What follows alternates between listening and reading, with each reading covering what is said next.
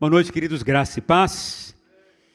Vamos começando diferente o culto de hoje, não é? Nós vamos começar uma nova série de mensagens que tem como tema a Carta da Alegria, e vamos falar sobre a carta maravilhosa de Paulo aos Filipenses, e eu quero já recomendar a você algo que eu acredito de verdade, que a gente pode crescer muito na palavra do Senhor, lendo, meditando diariamente nela. Eu escrevi há um tempo atrás um livro sobre essa carta aos Filipenses. Aqui a gente tem devocionais que você pode ler em 22 dias. São devocionais diárias, curtas, que vão ajudar você a compreender melhor a palavra do Senhor, mas não somente isso, a viver isso no seu dia a dia. Então, eu quero recomendar a você, nós temos alguns exemplares ali fora, você pode adquirir, eu já pedi mais, vai chegar mais daqui a uma semana, então, mas aproveite que hoje tem 12 exemplares lá fora, você pode comprar o seu e pode levar e você diariamente pode ler. Nós vamos, durante essa série, nesses 4 sábados, vamos compartilhar um capítulo por sábado. Então, você pode aprender muita coisa aqui já de antecipadamente no que está escrito aqui. Isso vai ser bênção, vai só agregar a você o conhecimento da palavra do Senhor para você viver de acordo com a vontade do Senhor. Então, hoje nós vamos começar falando e lendo a carta de Filipenses, capítulo 1. O capítulo 1, eu quero pedir a você que você seja daquele crente curioso e que quer aprender. Então, quero sugerir a você que você anote. Porque tem muita coisa que iremos falar que vai ser importante para a sua vida, para a sua caminhada. E isso vale a pena a gente sempre anotar e escrever. Isso ajuda a gente a memorizar a palavra do Senhor. Queria que você imaginasse uma coisa. A igreja aos Filipenses era uma igreja, de certa maneira, pequena, no primeiro século, mas ela se reunia numa casa grande. E nessa casa grande, a sala era grande, então eles se reuniam e ali para poder orar, para poder ler as cartas que Paulo escrevia, e ele meditar na palavra do Senhor e orar uns pelos outros. Eles faziam isso quase que constantemente. Eu queria então que você imaginasse essa cena nesta hora. Imagina a igreja se reunida nessa casa grande, e todo mundo chegando e entrando e sentando, alguns sentando nos banquinhos de madeira, pequenininho, baixinho, outros em cadeira, banquinhos pequenininhos de madeira, outros sentando no chão, e todo mundo sentando e aglomerando aquela sala grande. E a expectativa é enorme, porque o pastor chega. E quando o pastor chega, ele vem na sua mão com um pergaminho, um livro, uma carta, com um selo. E então ali ele saúda a todos e diz as seguintes palavras. Eu estou aqui para ler um texto, uma carta, a carta do apóstolo Paulo. E naturalmente quando fala isso, a expectativa aumenta, porque Paulo foi o fundador da igreja. Só que Paulo está longe. Eles não têm muita informação do que está acontecendo com Paulo. Então, imagina a cena. Então, ele falou assim, olha, nós vamos agora ler o que Paulo escreveu para a gente. Imagina que eu cheguei e vou ler a carta, ou alguém vai ler a carta que eu escrevi para vocês há muito tempo, uma carta especial endereçada a Isaías. Foi isso que esse pastor fez. Leu uma carta endereçada àquela igreja, aos Filipenses. Então, ele começou a ler da seguinte maneira. Filipenses capítulo 1. Paulo e Timóteo, servos de Cristo Jesus, a todos os santos em Cristo Jesus que estão em Filipos, com os bispos e diáconos, ou seja, com os pastores daquele lugar. Graça e paz a vocês, da parte de Deus, o nosso Pai, e do Senhor Jesus Cristo. Dou graças ao meu Deus, sempre que me lembro de vocês. E todas as minhas orações por todos vocês, sempre oro com alegria por causa da cooperação de vocês com o Evangelho, desde o primeiro dia até agora. Verso 6. E eu estou convencido de que aquele que começou a boa obra em vocês, há de completá-la até o dia de Cristo Jesus. É justo que eu me sinta assim a respeito de todos vocês, uma vez que os tenho no meu coração, Pois quer na prisão, quer defendendo e confirmando o Evangelho, todos vocês participam comigo da graça de Deus. Deus é minha testemunha de como tenho saudade de todos vocês, com a profunda afeição de Cristo Jesus. Verso 9. E esta é a minha oração, que o amor de vocês aumente cada vez mais em conhecimento e em toda percepção, para discernirem o que é melhor, a fim de serem puros e irrepreensíveis até o dia de Cristo, cheios do fruto da justiça, fruto que vem por meio de Jesus Cristo para a glória e louvor de Deus. Verso 12. Quero que saibam, irmãos, que aquilo que me aconteceu tem, na realidade, contribuído para o progresso do Evangelho. Como resultado, tornou-se evidente a toda a guarda do palácio e aos demais que estão na prisão por causa de Cristo. A maioria dos irmãos, por causa da minha prisão, tornou-se confiante no Senhor e anuncia a palavra com maior ousadia e destemor. É verdade que alguns pregam a Cristo por inveja e rivalidade, mas outros o fazem de boa vontade. Estes o fazem por amor, sabendo que aqui me encontro para a defesa do Evangelho. Aqueles pregam Cristo por ambição egoísta, sem sinceridade, pensando que podem aumentar a minha aflição na prisão. Verso 18, mas que importa? O importante é que, de qualquer forma, seja por motivos falsos, seja por motivos verdadeiros, Cristo está sendo pregado e por isso me alegro. De fato, continuarei a alegrar-me, pois sei que serei liberto por causa das orações de vocês e da provisão do Espírito de Jesus Cristo. Verso 20, aguardo ansiosamente e espero que em nada serei envergonhado. Ao contrário, com toda a coragem de sempre, também agora Cristo será engrandecido no meu corpo, quer pela vida, quer pela morte. Porque para mim, o viver é Cristo e o morrer é lucro. Entretanto, se continue vivendo no corpo, terei fruto do meu trabalho. Então, já não sei o que é melhor, o que escolher. Estou pressionado dos dois lados. Desejo partir e estar com Cristo, o que é muito melhor. Contudo, é mais necessário, por causa de vocês, que eu permaneça vivo. Verso 25. Convencido disso, sei que vou permanecer e continuar com todos vocês para o seu progresso e alegria na fé, a fim de que, pela minha presença com vocês outra vez, a exultação de vocês em Cristo Jesus transborde por minha causa. Não importa o que aconteça, vivam de maneira digna do Evangelho de Cristo, para que assim, quer eu vá e os veja, quer apenas ouça a seu respeito na minha ausência, fique eu sabendo que vocês permanecem firmes em um só espírito, lutando unânimes pela fé evangélica, sem de forma alguma deixar-se intimidar por aqueles que se opõem a vocês. Para eles, isso é sinal de destruição, mas para vocês, de salvação, e isso da parte de Deus. Verso 29, porque a vocês foi dado o privilégio de não apenas crer em Cristo, mas também de sofrer por Ele, já que estão passando pelo mesmo combate que me viram enfrentar e agora ouvem que ainda enfrento. Amém. O correto seria ler todo o capítulo, todo o livro.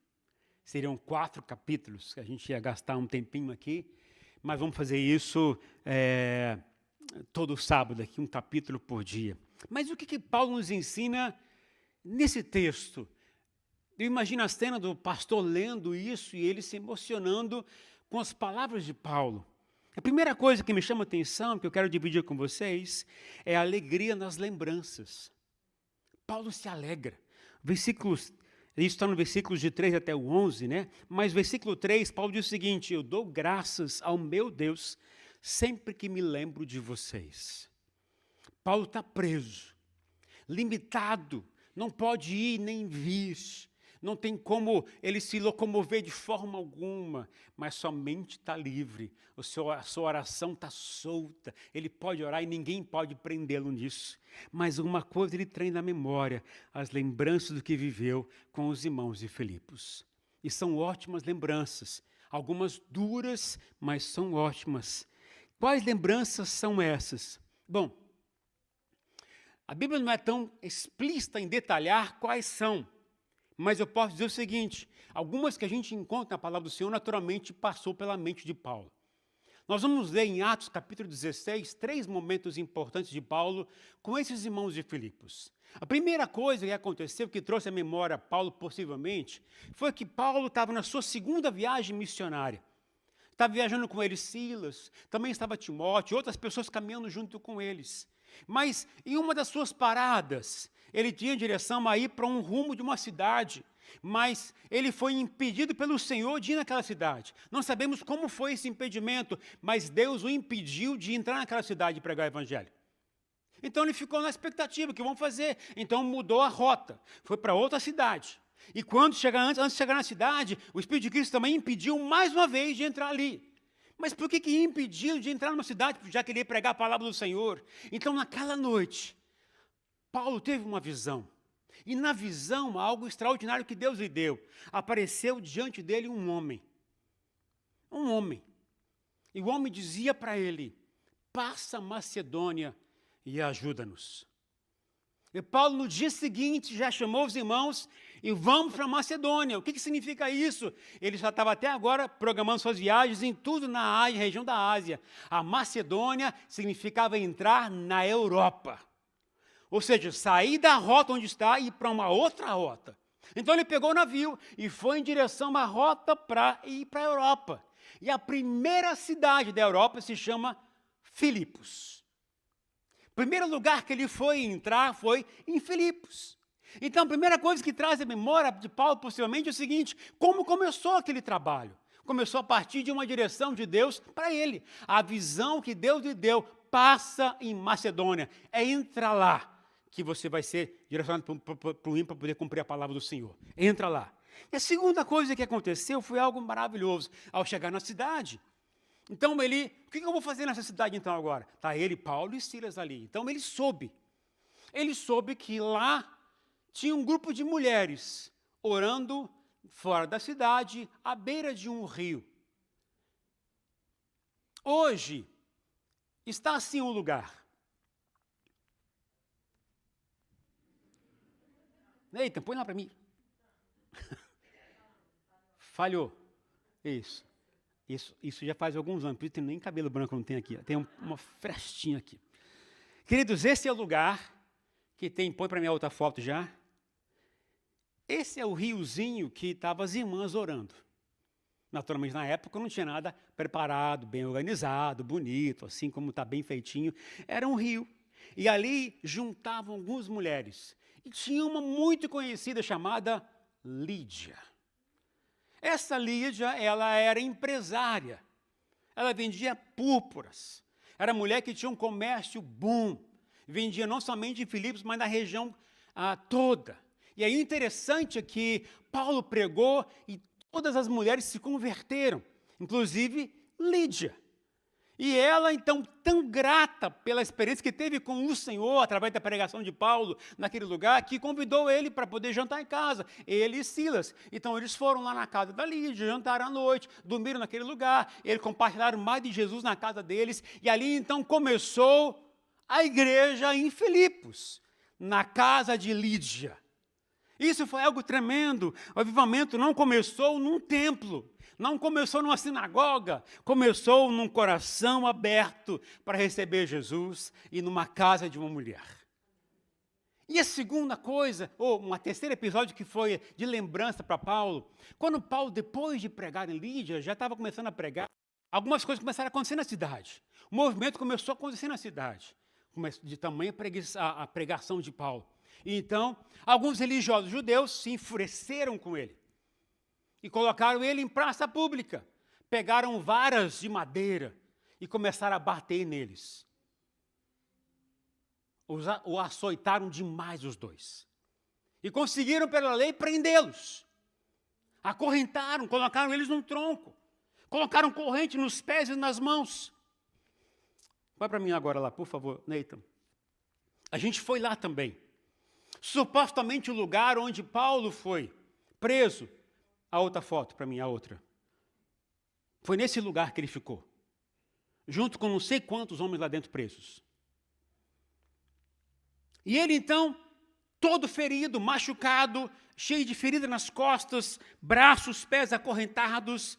À noite, eles estavam tão felizes porque estavam sofrendo por Cristo, começaram a fazer o quê? Cantar. Cantar. Eu não sei se era afinado, mas devia estar cantando alto, todo mundo cantando alto ali. E aí algo extraordinário aconteceu. Um terremoto bateu naquele lugar. As correntes se abriram, tudo aconteceu e a poeira se levantou.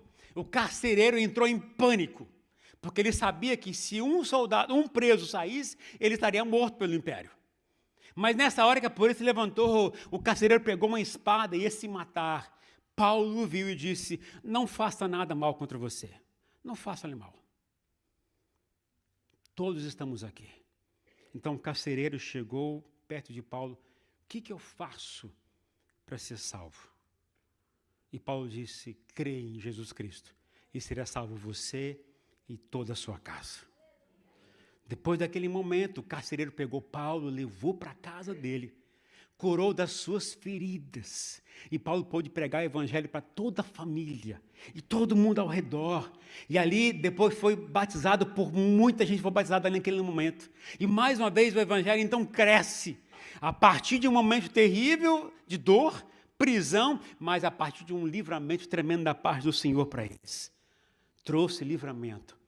A igreja em Filipos começou com a visão, se expandiu a partir de um coração aberto, que foi de Lídia, da casa dela, e depois a partir de um carcereiro, que era um grande carrasco, e agora então está abrindo sua casa, e toda a sua família foi salva, resgatada por Jesus Cristo. Olha que coisa tremenda. Assim foi, e Paulo lembrava de tudo isso. Aí diz assim o versículo 5, por causa da cooperação de vocês com o evangelho, desde o primeiro dia até agora. Do que Paulo está falando? De que cooperação é essa que ele está lembrando desse povo?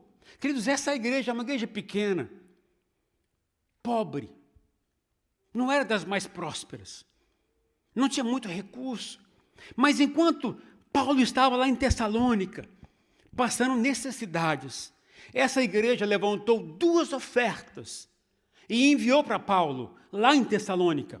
Depois que Paulo saiu de Tessalônica, foi para Corinto. A igreja soube que a igreja de Corinto não estava dando suporte a ele. Então a igreja de Filipos enviou uma oferta para Paulo lá em Corinto. E agora Paulo está lá preso em Roma, sem muito recurso, sem muito sustento. A igreja de Filipos, mais uma vez, agora manda um irmão chamado Epafrodito, e manda esse homem com uma oferta, e manda essa oferta para Paulo lá em Roma. É uma igreja que cooperou com Paulo, porque entendeu a necessidade deles. As igrejas não tinham essa perspectiva tão clara, mas essa igreja tinha um coração tão grande com Paulo, com a missão, que eles investiram muito forte na vida de Paulo. E aí Paulo então vem, diz o versículo 6, eu estou convencido de que aquele que começou a boa obra em vocês há de completá-la até o dia de Cristo Jesus. Paulo se alegrava pelas lembranças. Paulo se alegrava pela cooperação da igreja, porque a igreja é uma igreja parceira. Interessante que agora, nessa hora, Paulo está lembrando, não está lembrando das faltas da igreja, ou das falhas da igreja, dos problemas da igreja, que aconteceu em Filipos, mas ele lembrava de algo tremendo. Se Deus que começou a sua obra, Ele vai terminar. Não é igreja feita por homens, criada para homens. Não é uma igreja empresa, não é uma igreja formatada de uma forma que todo mundo dependa da decisão dos homens. Não, queridos, é uma igreja fundamentada daquilo que Deus começou a fazer. Paulo não disse, tomara que dê certo. Paulo está dizendo o seguinte, eu estou convencido que vai dar certo, porque essa obra é de Deus, e Deus é que vai concluir essa obra. Quantas vezes a gente começa algo na nossa vida, e no meio do caminho a gente diz, não deu certo, não era de Deus. Às vezes um trabalho que a gente começa, às vezes uma missão que a gente começa, às vezes um grupo pequeno que a gente começa, às vezes uma igreja que a gente abre. Aliás, vamos começar a igreja em Freehold muito em breve, hein? Essa semana tive uma aprovação grande da igreja lá em Freehold, e em breve iremos começar a igreja Zion lá em Freehold, hein? Para a glória de Deus. E eu creio que é de Deus. E Deus vai completar a obra naquele lugar. A confiança de Paulo, queridos, não estava nas pessoas. Estava no caráter de Deus. Porque quando você confia na obra de Deus, você descansa mesmo quando ainda não vê a obra pronta. E isso era Paulo lá na igreja de Filipos. Aí vem os versículos 8 e 9, que é algo tremendo da parte de Paulo. Deus diz o seguinte: Deus é a minha testemunha de como tenho saudade de todos vocês. Olha o coração de Paulo. Um coração de um homem que tinha saudade de um povo que ele cresceu, que ele evangelizou, que ele batizou, que ele ensinou, que ele instruiu.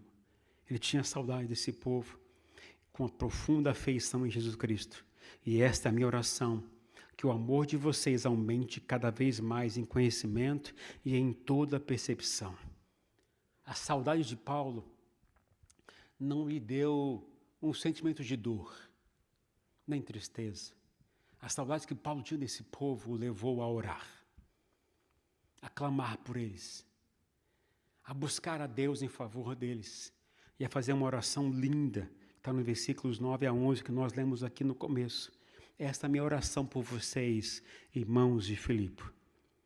Que o amor de vocês aumente cada vez mais em conhecimento e em toda percepção, para discernirem o que é melhor, a fim de serem puros e irrepreensíveis até o dia de Cristo, cheios do fruto da justiça, fruto que vem por meio de Jesus Cristo para a glória e louvor de Deus.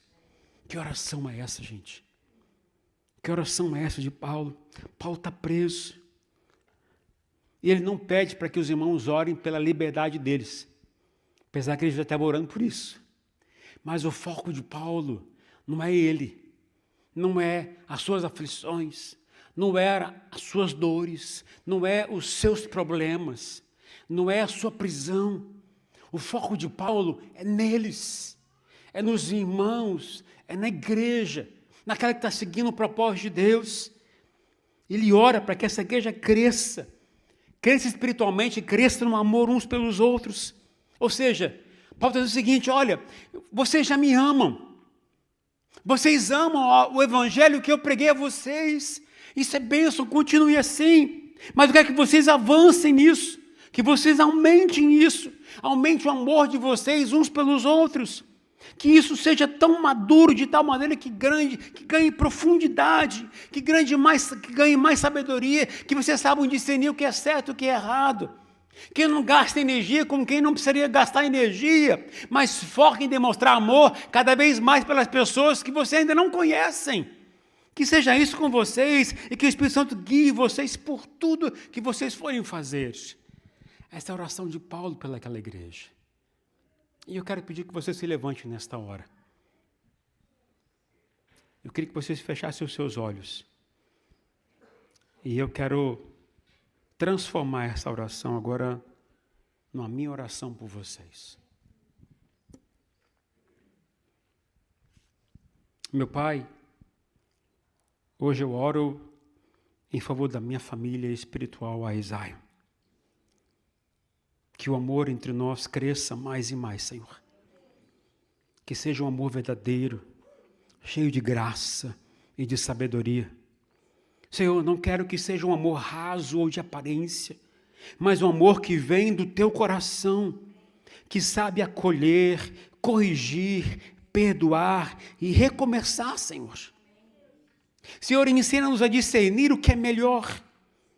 Livra-nos de tudo que é vaidade, divisão ou orgulho, e faz de nós uma igreja sensível à tua voz, firme na tua verdade e guiada pelo teu Espírito Santo. Senhor, que sejamos puros e sinceros e que a tua presença seja o centro de tudo que fazemos. Que o fruto da justiça, Senhor, brote em cada lar, em cada pessoa, em cada grupo pequeno, em cada ministério, em cada coração, Senhor. Para que a Zion exista para a Tua glória e não para a nossa. E eu declaro, Pai, diante de Ti, a Zion será conhecida pelo amor. Um amor maduro, cheio de compaixão, fé e propósito. Um amor que cura feridas. Senhor, levanta os caídos. Revela Jesus através de nós. Onde estivermos, seja em casa, seja no trabalho e até seja aqui mesmo na própria igreja. Essa é a minha oração. É em nome de Jesus Cristo. Amém e amém. Glória a Deus. Podem sentar, queridos. A segunda coisa que Paulo me ensina nesse texto. Primeiro eu falei da alegria nas lembranças. Agora a segunda coisa, a alegria no propósito. Versículo 12 diz: quero que saibam, irmãos, que aquilo que me aconteceu tem na realidade contribuído para o progresso do Evangelho. Aí a pergunta que a gente pode fazer: o que aconteceu? O que Paulo está dizendo que aconteceu com ele? Paulo estava preso em Roma. E aí Paulo então poderia destacar a seguinte coisa que aconteceu com ele. Ele foi acusado injustamente em Jerusalém, foi espancado, foi levado preso a Cesareia e ficou lá por 2 anos preso no palácio. Foi levado algemado até Roma, num barco, sofreu um naufrágio em Malta, foi picado por uma serpente terrível que poderia morrer naquela hora, mas Deus o livrou, o abençoou com cura, e agora já em Roma, vivia numa prisão domiciliar, vigiado por soldados o tempo inteiro. Essas circunstâncias que Paulo está dizendo para essa igreja, tudo o que me aconteceu, as dores, as dificuldades, as limitações, as prisões, os açoites, os naufrágios, tudo isso só cooperou para o progresso, só cooperou para o crescimento da tua igreja. E Paulo detalha isso com o coração cheio de alegria. Os soldados que ficam vigiando aqui, eles são os soldados da guarda pretoriana, ou seja, os soldados da casa de César. Eles vigiavam Paulo em torno de 6 em 6 horas. Algumas vezes ficavam 2 soldados fora da casa e 2 soldados dentro da casa para vigiar Paulo. E mudava de 6 em 6 horas. O que você faria se você estivesse vigiado e preso dessa forma? Talvez você ficaria carrancudo, triste, deprimido, cansado e questionando Deus: cadê o Senhor que eu não estou vendo? Mas Paulo entendeu que as dores nada mais eram do que o fim de cumprir o propósito que Deus tinha para ele. Paulo entendeu que aquilo significava oportunidade para pregar o Evangelho. Vinha 2 soldados dentro da casa, lá Paulo pregando, a boca dele não estava fechada, pregando. Mudava o turno, mais 2, dá-lhe pregação. Mudou o turno, mais 2, dá-lhe pregação. Mudou o turno, mais 2, dá-lhe pregação. E foi. E muitos se converteram, gente. Não é à toa que no final do livro da carta aos Filipenses, capítulo 4, tem lá: saudações dos irmãos da casa de César. Quem são esses? Os soldados que Paulo pregou. Ele entendeu, queridos, que os problemas não podem nos afastar do propósito maior. A revelação que Paulo me ensina aqui é que a dor nunca é o fim. O sofrimento nunca é o fim. Paulo me ensina que tudo isso é um meio para nós cumprirmos o propósito que o Senhor nos confiou. Quando a gente vive por propósito, tudo que acontece com a gente precisa ser transformado em testemunho e deve servir para a glória de Deus. E o texto ainda continua, versículos 15 até o 18. Alguns pregam por amor a Jesus, pregam porque entenderam a palavra de Jesus que Paulo pregou. Outros pregam por inveja. Interessante que Paulo diz algo tremendo aqui. Não me importo. Se pregam por inveja, se pregam por amor, não importa. O O que mais importa é que Cristo Jesus seja glorificado. Paulo está dizendo o seguinte: o que mais importa não é a sua reputação, não é ele a figura mais importante, mas o que mais importa é que Jesus Cristo seja glorificado, e isso já é suficiente para ele. Ele não queria de forma alguma ser o centro das atenções. Mesmo sendo um apóstolo Paulo, o maior evangelista que já aconteceu no primeiro século, já teve no primeiro século, mas o foco nunca foi ele. O maior propósito de um cristão é que Jesus seja conhecido através da gente. Eu não sei quais são as suas lutas, as suas dores, as suas dificuldades, mas Deus te diz hoje: a tua dor não é para deixar você para baixo. Os seus sofrimentos não é para você colocar você como deprimido. Aquilo que você passa hoje, seja por pressão, seja por perseguição, seja por incômodo, problemas familiares ou luta financeira, entenda. Assim como Paulo aprendeu, a dor tem um propósito e nunca é por sua causa. Mas é para que você use tudo isso para que o nome de Jesus seja reconhecido através de você. Porque você vai testemunhar: olha, eu estou sofrendo, está sendo difícil, mas eu sei que tem alguém muito maior que vive em mim, que está me sustentando nesse caminho até agora. A minha alegria é por causa do propósito que eu tenho para viver. E o propósito não é eu, não é as minhas lutas, não é o foco, não sou eu, mas é Jesus Cristo. Hoje as pessoas vivem em função de reconhecimento, seja para ganhar mais dinheiro, para ter mais sustento, mais conforto.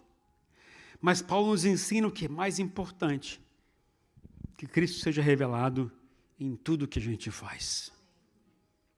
Que seja assim com a gente. Eu imagino a igreja ouvindo o pastor lendo aquela carta. Eu imagino a alegria dele sabendo o seguinte: nosso sofrimento está valendo a pena. Paulo está lá sofrendo, mas tem um foco maior: Jesus. A gente está sofrendo aqui e aprendemos com Paulo, o nosso foco maior de viver não somos nós, não é nossos problemas, mas é Jesus. Ele tem que ser visto através de nós, através das nossas lutas, nossos sofrimentos. Terceiro ponto: alegria no viver e no morrer. Versículos 19 até 26. Paulo diz no versículo 21, porque para mim o viver é Cristo e o morrer é lucro. Dizer isso é muita ousadia.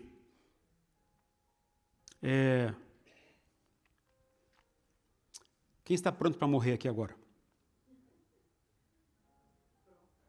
Está pronto para ir ou não? Eu estou pronto. Você não está pronto para ir? Você pode não querer, certo? Verdade? Mas você está pronto para ir ou não? Pronto? Posso orar para Deus partir de vocês agora?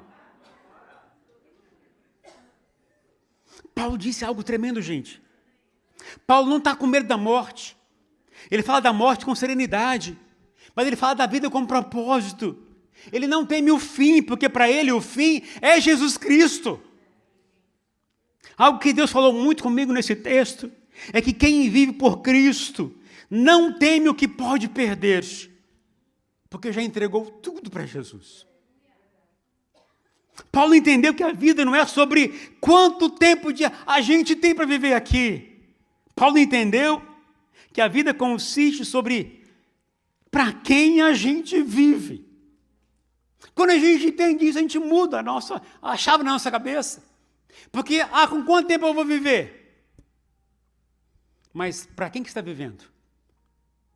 É para Ele? Louvado seja o nome do Senhor. A gente tem que pensar assim, porque a vida é isso. Você está aqui hoje, amanhã pode não estar. Nós vamos fazer um momento hoje, no final do culto. Vou mostrar para vocês um vídeo do que aconteceu ontem. Na cidade Rio Bonito de Iguaçu, Paraná. 18 quilômetros de Laranjeiras do Sul. Igreja do pastor Cezinho. Passou um furacão. Destruiu 80% da cidade. Mas fica para depois isso aqui. Versículo 22 diz: entretanto, se eu continuo vivendo no corpo, terei fruto do meu trabalho, então já não sei o que escolher. O que Paulo está dizendo? Se ainda estou respirando, se ainda estou vivendo, porque minha vida tem um propósito, não é para nada menos do que para viver, para servir ao Senhor, porque mesmo preso, minha vida tem que frutificar de alguma forma. E como é que Paulo frutificava na cadeia? Como é que Paulo servia a obra de Deus na cadeia? Escrevendo cartas, mandando text messages, fazendo um vídeo, reels, postando no Instagram, gravando no YouTube. Ele usava tudo que tinha nas suas mãos. É oração o tempo inteiro, mandando cartas pelos irmãos. Ele encorajava os irmãos, trazia ensinamento aos irmãos. Paulo escreveu várias cartas aonde? Na cadeia. Porque ele tinha que continuar a obra que o Senhor lhe deu como continuidade. Se você vivia hoje um momento de prisão, de dificuldade, de luta, entenda, usa isso para frutificar. Para de ficar enclausulado, deprimido. Usa isso como um meio para Deus usar você para abençoar muitas pessoas que precisam muito de você. Paulo tinha consciência de que estar em Cristo seria muito melhor para ele. Mas enquanto ele estava vivo, ele tinha que frutificar para o Senhor. Se você ainda respira, é porque Deus ainda tem algo para fazer através de você. E isso você não pode perder o foco de forma alguma. Guarda o que eu vou te dizer. Porque não é o lugar que define você. Não é o lugar que define a pessoa. Mas a pessoa cheia do Espírito Santo é que faz o lugar. E Paulo entendeu muito bem isso. E esta é a fé que o mundo não entende. Viver é Cristo. Eu vivo por Ele. Por causa dEle. Morrer com certeza é lucro, porque eu vou estar com Ele. E ambos, há muita alegria, porque quando Cristo é o centro, a vida tem sentido, tem propósito. E o último ponto, alegria em permanecer firme. Versículo 27 até o 30. Olha o que Paulo fala no versículo 27. Não importa o que aconteça comigo. Paulo estava preso, ia ser julgado. Talvez muito em breve ia morrer por ali mesmo. Mas olha o que ele fala. Para essa igreja lá em Filipos, longe a quilômetros, milhas. Ele diz o seguinte: não importa o que aconteça, vivam de maneira digna do Evangelho de Cristo. Para que assim, quer eu vá e os veja, quer apenas ouça a seu respeito na minha ausência, fique eu sabendo que vocês permanecem firmes em um só espírito, lutando unânimes pela fé evangélica. Ou seja, não deixem que as circunstâncias, sejam elas pressões, perseguições, dificuldades, perdas, dores, mudem o comportamento de vocês. Guarde isso aqui que eu vou dizer, gente. Porque o Evangelho de Jesus não é só sobre o que a gente crê. É também sobre o jeito que a gente vive. Por isso ele falou, versículo 27, permaneçam firmes em um só espírito, lutando unânimes pela fé evangélica. Interessante que a palavra firme, no hebraico, no grego aqui, é stekete. É até difícil falar, stekete. E qual é o sentido dessa palavra? Firme. É a imagem de soldados que, mesmo feridos, não abandonam o posto. Paulo está dizendo o seguinte: não retrocedam. Estão sofrendo? Está difícil? Não retrocedam. Mesmo cansados, mesmo feridos, continue de pé, porque Deus é com vocês. Quem tem convicção não se move pelas circunstâncias, se ancora em Cristo Jesus. Tem hora que o vento bate forte, que balança a nossa estrutura, balança a nossa fé, inclusive. Mas entenda bem, o que está enraizado em Cristo Jesus, esse permanece firme e Deus sustenta até o fim. Permaneça firme. Não é só não sentir dor, é na verdade continuar crendo, mesmo que tudo balance em nossa vida. A fé firme, queridos, não é a que nunca chora, é a que chora, mas não desiste. Aí Paulo termina do versículo 29 que diz: porque a vocês, meus irmãos de Filipe, a vocês, meus irmãos da Isaia, foi nos dado o privilégio de não apenas crermos em Jesus, mas também de sofrer por Ele. A gente não gosta disso, né? A gente quer conforto, tranquilidade, a gente não quer problema, a gente não quer sofrimento, mas quem é de Jesus vai sofrer. Que o seu sofrimento seja por causa dele, não por causa dos seus erros, das suas escolhas precipitadas. O que o Paulo está dizendo é o seguinte: quando você sofre por permanecer fiel ao Senhor Jesus, o céu te chama de parceiro do Evangelho. E é essa alegria que o mundo não entende, porque mesmo na dor, você não está sozinho, você está com Cristo e Cristo está com você. Por isso sofrer com Cristo é privilégio, porque Ele está com a gente, Ele está conosco. Talvez hoje você tenha e veja a sua vida como algo com problemas. Talvez você venha na igreja hoje, como na época primitiva devia ter esse grupo, sofrendo com perdas, com dificuldades de todo tipo. Às vezes tem gerado medo em você, às vezes tem gerado ansiedade em você, às vezes sentimento de culpa, ou de rejeição, ou até mesmo de cansaço. Mas hoje o Espírito diz a você nesta noite: aquele que começou a boa obra em você, Ele vai completá-la. Aquele que começou a boa obra em você, vai te sustentar até o fim.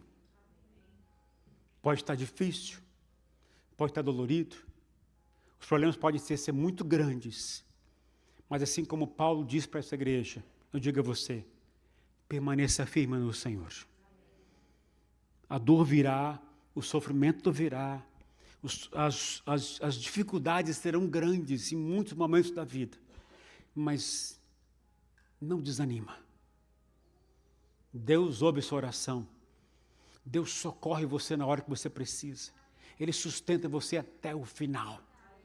Assim como nós vimos a pregação do pastor Rodrigo Ferreira semana passada. O que Ele vai fazer? A cicatriz está aí. E Ele não vai tirar a sua cicatriz, mas Ele vai estancar o sangue, para que não sangue mais. Ele vai tirar aquilo que está incomodando, mas você vai olhar e você vai lembrar as dores que você passou. Eu, quando era adolescente, jogando futebol, quebrei a perna. Até hoje eu olho o corte, a cicatriz enorme que foi, que meu fêmur quebrou, eu coloquei uma platina, 6 parafusos, eu tenho na minha perna isso até hoje.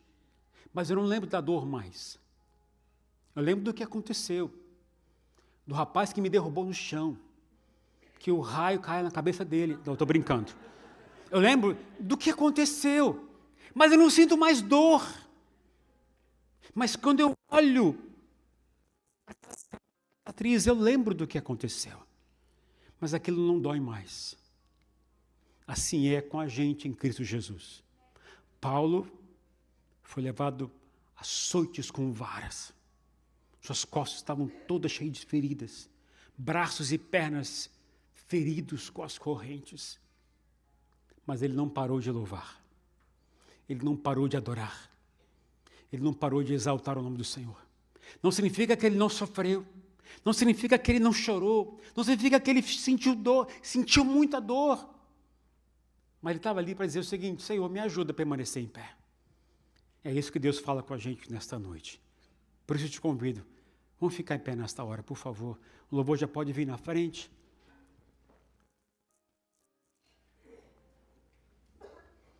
Que a alegria que o Senhor quer gerar na gente não depende se as circunstâncias vão mudar ou não. Mas vai depender unicamente da gente permanecer firme no Senhor. Permanecer em pé. Porque essa é a nossa parte. Deus vai estar com a gente. E Ele está conosco. Mas a nossa parte a gente tem que fazer. Ficar firme.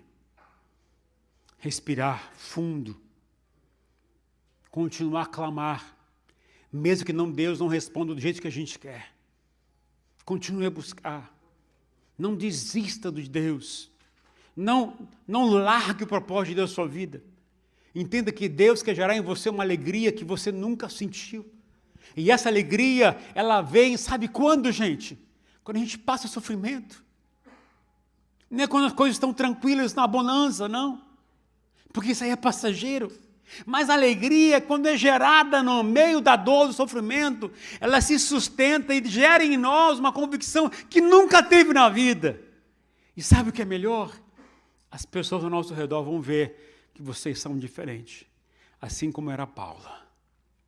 Hoje, eu quero orar por vocês. Quero fazer um convite a vocês nesta hora.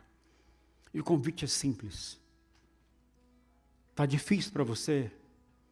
A luz está grande? Vem aqui no altar, queremos orar com você. Porque nós somos uma igreja que ora bastante. Que ama clamar ao Senhor pela sua vida. Clamar uns pelos outros. Paulo passou lutas. Mas ele se esforçou para lembrar de tudo que Deus fez na história dele até aquele momento. Ele não esqueceu das dores, dos açoites, das prisões. Aliás, ele lembrou da prisão lá em Éfeso, lá em Filipenses. Mas e a gente? Não queira apagar as suas dores. Mas entenda que o Senhor vai te sustentar no meio delas. Se hoje está difícil para você, por qualquer problema que seja, e você quer oração, eu quero te convidar você a vir no altar. Nesta hora queremos orar por você. Porque a presença de Deus está neste lugar. E onde Deus está, a liberdade. Quando a gente põe o coração em Deus, pode surgir terremotos que podem mudar a nossa história.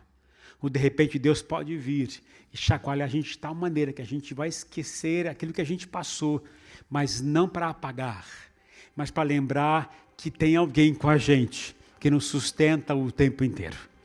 Se você quer oração, eu quero te convidar, venha no altar nesta hora. Esse é um tempo que Deus convida a igreja a se debruçar diante do Senhor. Assim como Lídia se rendeu e Deus abençoou. Assim como o carcereiro se rendeu e Deus o abençoou e toda a sua casa foi salva. Hoje o Senhor te convida a você se render, se entregar a Ele, porque existe bênção dos céus derramados para você nesta noite. Então se você quer, vem na frente, queremos orar por você.